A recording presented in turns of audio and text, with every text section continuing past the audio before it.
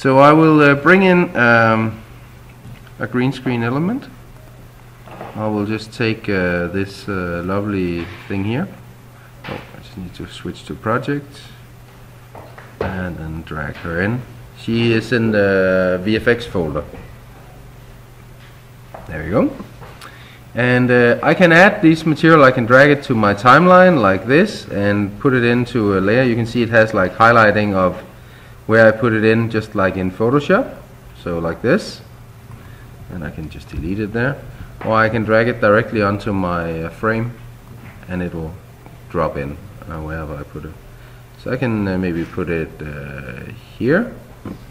And then I want to key out the green as usual. So I go to keying and grab a key light, and I can drag that onto the different layers. So I drag it onto this one, or I can drag it on down here. And then select the green color. There, and then I can just just look at the screen matte.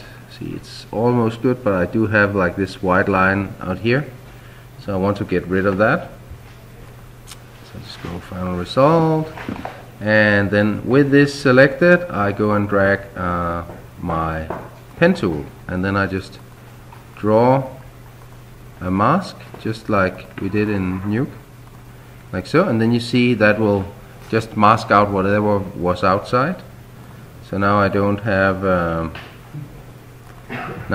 that white thing out here because it's just ignored. So like so.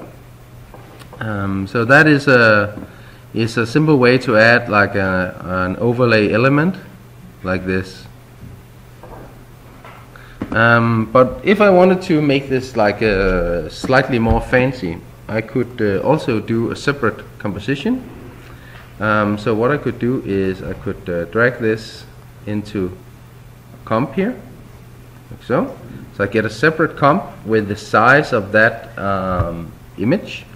And then just to make it simple for myself, I go back here.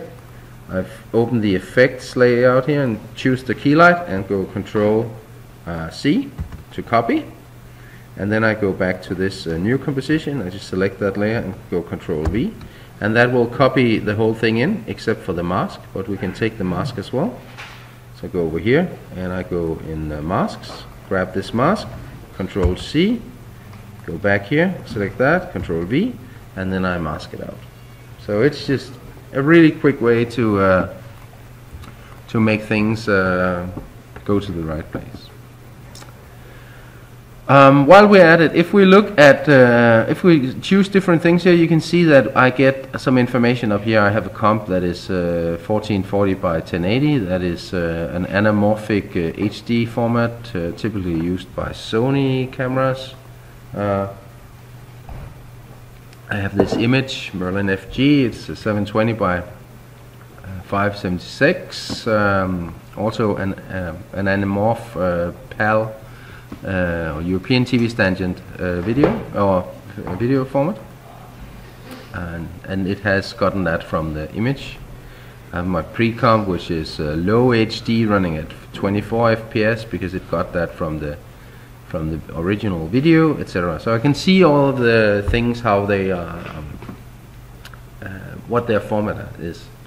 What I can do, especially on frame stacks or videos, is right click and go to interpret footage, main, and in here I can change things. So I could change the frame rate, so say okay, I want this to run at 25 frames per second, or whatever I like. So that is in here. You change it. You can also change how the image should be interpreted, if the pixel aspect ratio should be square pixels 1, or if it should be like an anamorph of some sort, so that it would be stretched. You can also loop a clip so that that clip will keep looping. If you have a simple animation of maybe a ball bouncing or whatever, you can just, or rolling, you can put it to loop, and then you can maybe animate it moving around so it looks like it's rolling around, things like that. But that's in the interpret footage. That's where you change how After Effects uses whatever it's importing. Same thing goes for images. Here it's slightly different. Now, because this is a JPEG, it doesn't have an alpha channel or a MAT, but there is 3 different ways of interpreting an alpha channel. Usually the default will work, because After Effects will try and guess how to use it. But if it looks weird, especially if you have like a halo going around your image, then you should try things like pre-multiplied. We'll get back to that when we hit it. Anyway, what I'll do is I will use this new comp to create like a little box with this character in it. It has like not exactly the size I want, so what I will do is I will go to this Merlin FG comp, right click and go composition settings, and in here I can change the dimensions of it. So I'll change this to maybe 480 by maybe 900. So, oh, I did that wrong. Should be 480 by 900. I want a tall thing. There we go. Oh, that's too tall. Just go maybe 700. Yeah, that's better. Okay. So what I'm doing here is I will make this into like a little frame where I can have her being portrayed. So I can go and add a new solid here. So, and I want this to be, yeah, just leave it at gray, that's good. Oh, and then I need to drag it down so it's beneath. I can go to my generate section here and choose ramp. Let's see, where is it? Okay, I'll just go ramp. You can search for things, gradient ramp. And I'll put that on, not the front one, but the back one here. And then I can change the colors here, so that should be like a little more, maybe slightly bluish there. And then I can change the starter ramp. I can move one of them there. I can just drag them here. And that one should go over here, so that's good. Of course I can do something like maybe add a frame around this, so I could do a new layer here. Just drag this, and I want this to be a rectangle, and drag that in there. So you can see that looks wrong, so I go in here and I said no fill, but I want this to be stroked, so I can add like a frame on it like this. And then I can use a layer style, maybe use a bevel or something like that, and the bevel should be slightly more pronounced. So this doesn't necessarily look fantastic, but you get the idea of what it's good, something like that. So that looks okay. And oh, not that one. I need to choose the right layer. Just grab her and then just put her in there. So that is a separate composition I have. And so I go back to my main composition. I don't need this one, I just delete that. I just collapse everything here. So right now I just have 2 layers. I have the little lower third thing, and then I have my video. And then I drag my new Merlin comp on top here, there. And what I'll do with this layer is I will turn on 3D. So there is this box here. If it's not there, go to columns and go switches, turn that on. If switches is off, then we don't have it. If switches is on, we get this line here. And if I click this one, I will make that layer a 3D layer. So you do that. So now, and it's easier to see if I open transform, I will get, you can see it changes, it adds another dimension. So now I can move it in the depth axis as well, and I can rotate around the X and Y axis as well, except for the Z. and I can scale it in more dimensions. I also get this material options that lets me control if it should cast shadows and how that works, but I'll just leave that for now. The thing is, I want this to be rotated a little bit, so I can just go maybe like so, and maybe a bit like this, maybe slightly more there, and see if I can make this look sort of the way I want. Yeah, that's good. And then maybe make it slightly smaller there, and then I can move it in different axes. So here, so I can just put it in like that, and then it moves. So maybe I will have this come in around here. So I go and add a key for position and click and drag, so I do that for rotation as well. So now you can see I have keys for all of these things. Just go back a little bit, and then I will move this up. I can just click and drag here, so move it back a little bit and move it up there, and maybe just move it over here, and then as you can see now it will just come in, and maybe just make it overshoot slightly there, so just have that come down slightly further. So let's see, something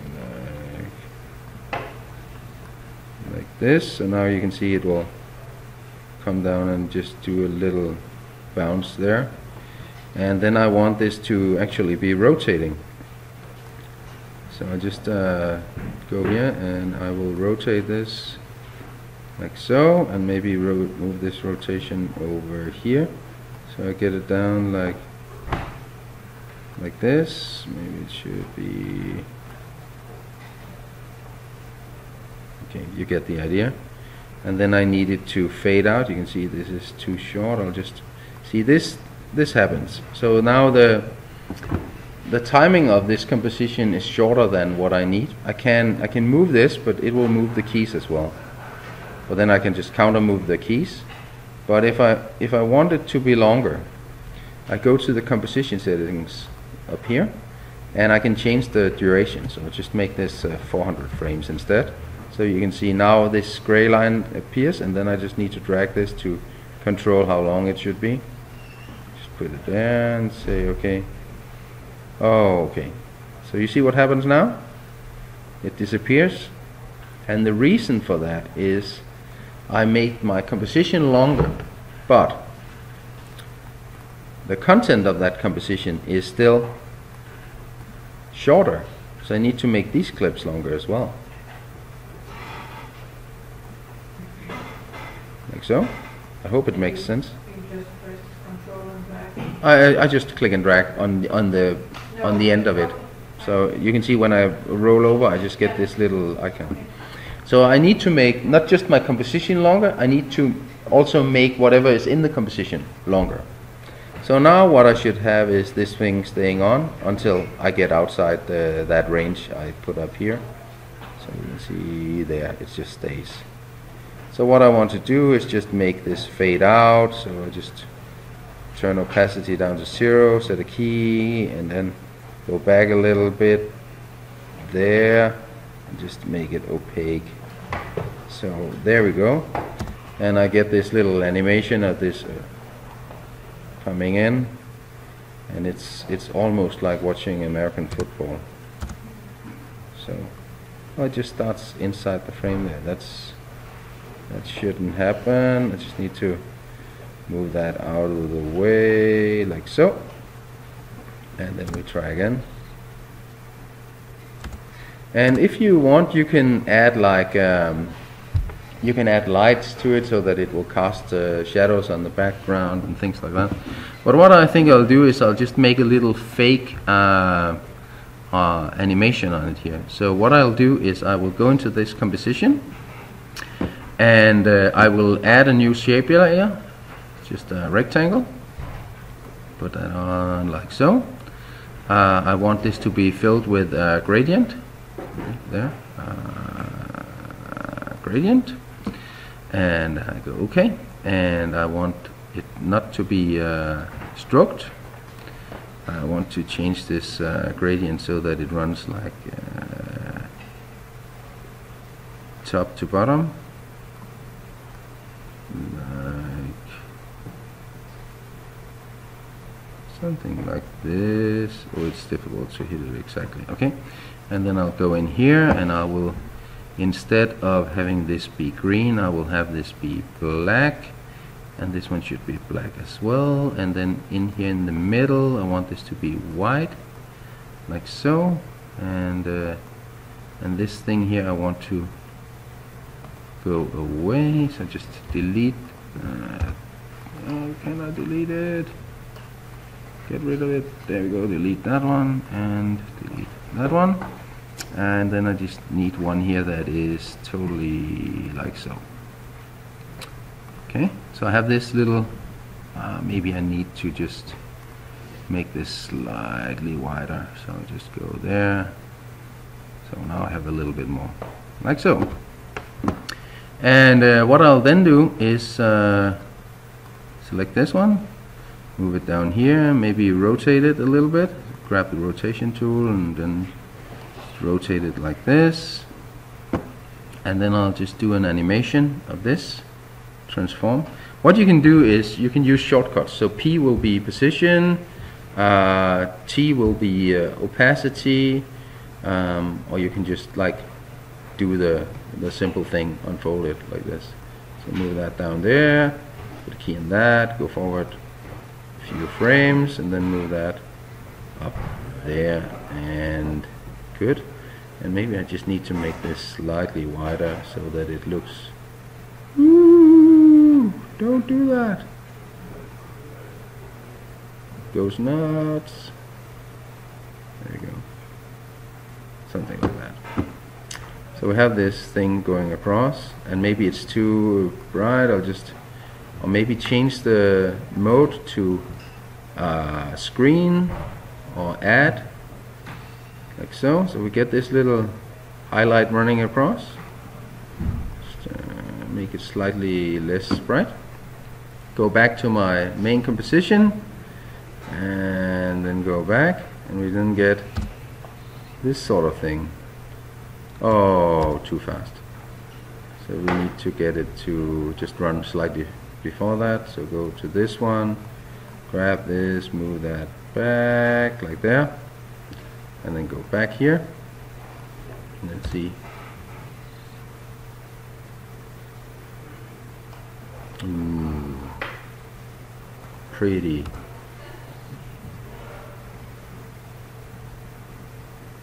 Yeah, maybe it should start slightly later, but you get the idea. So that was just a quick few things: how to key, how to add like a separate layer, how to make a 3D layer, and how to just add a little effect with nothing big.